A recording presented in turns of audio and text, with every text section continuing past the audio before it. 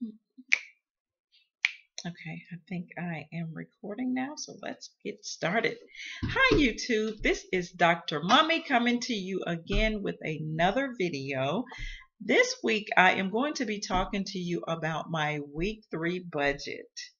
If you are new here, I am going to be discussing anything money related, budget related, finance related, future financial goals, all that type of thing we're going to be talking about here on this channel. And once again, I am going to apologize because I have yet to still buy a camera, because I am not one who like to do a lot of videos where it's in a lecture style. I like to show my pen and pad so that you can see how I'm actually doing my calculations and what I am doing as I actually go through my budget. Now, this is week 3, so what I'm probably going to end up doing, well, eventually once I get a camera, you're going to be able to see what I'm doing week after week. In a previous video or some of my previous videos, I have told you that I do get paid weekly. Therefore, I will be submitting information on YouTube weekly about my budget, because I am going to be talking through my budget weekly. All right, this is the 3rd week of April, and therefore I am going to be setting aside monies and taking care of expenses and debts and the like um, that are bills and monies that I need to take care of for week 3.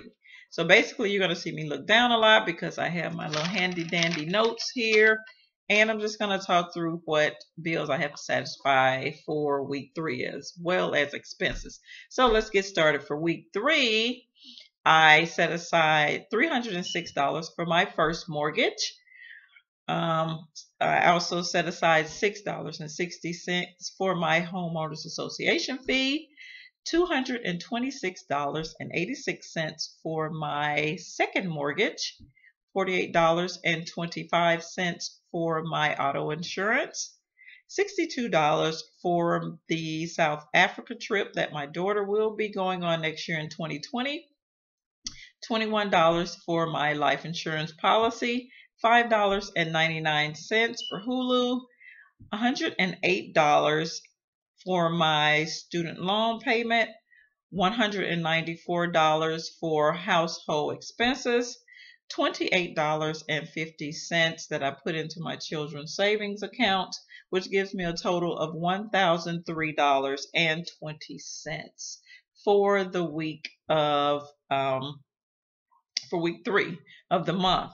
Now, I have extra monies that are not allocated for bills or expenses or whatever for the month, and that is a total amount. I've calculated all of my debt, all of my expenses, all of my bills, and I subtract that total amount from the total number of checks or the total amount of monies that I get for income, and I have a cushion amount of money left over. Therefore, what I ended up doing was I am going to take that summation and I'm going to divide it by week. By 4 weeks, because I get paid every week. So I'll take that total amount and divide it by 4. And the amount that's left over, I will set aside that as the cushion that will be left in my checking account every single week. Now, that money I may use, I may not use it. It just depends. If something comes up, it's not a large amount, because by no means do I make a buttload of money. But it's not a large amount, and but it also makes me feel comfortable that first of all, that my account isn't zero down to nothing each week. And like I said, if there happens to be something that may come up that I need to use the funds for, they will be there.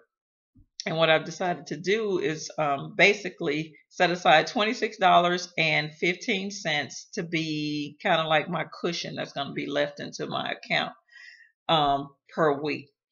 Also, I have to set aside $181.65, which will be put away into my bill account to assist with bills that are either due on week 1 or week 4 of the month. And like I said, once I get my camera, then I will be able to go into more detail as to, you'll be able to see where these actual monies fit into the equation. Now, basically, what happened this week while I was deciding to go through my budget to make sure all my numbers tally out, I love making sure that all my numbers are on point. I like to know where every single penny is. Make sure it's calculated and allocated for. So while I was going through it, I realized that there were some monies that were not set aside properly. So I have everything rectified as to my current budget. And so we should be good going forward until there is another change in my budget. And what I mean by change in my budget is that I may pay off a debt. That's going to allow me to move funds around and be able to, use those funds in other areas. Or I may get an expense added. Therefore, I would still need to move monies around and kind of adjust my budget. So with that being said, like I told you earlier in the video, I hadn't allocated for some monies that I had received as it relate to my raise. So now that we got all that squared away, $181.65 I will put into my bill account that will help me with bills and expenses for week 1 and week 4. Once that is done, basically at the end of the day, like I said, I'm definitely going to have to show this to you on pen and paper because it got confusing to me. So although I gave you all those numbers that need to come out of my check for this week, those bills are not necessarily due for this week. Therefore, the monies that I need to put into the bill account for bills that are not due for this week are going to be $503.60. And what I mean by that, things like my first mortgage isn't due this week. My HOA fees aren't due this week. The South Africa trip, I don't have to pay on it this week. The life insurance policy is only due once a year, so it's definitely not due this week. My student loans isn't due. This isn't the week. They're due in week 4, so you'll hear more about that next week, which is where I will be doing my budget for week 4. So that total amount of money came to $503.60. So I have to set that aside along with the $181.65 that was left over that wasn't needing to be allocated for anything this week. And that gave me a grand total of $685.25 that I need to put in my bills account for the week that I for other debts that I will need to pay on another week. So that pretty much ends this video. This is how I normally rectify my budget for the week 3 debts and expenses.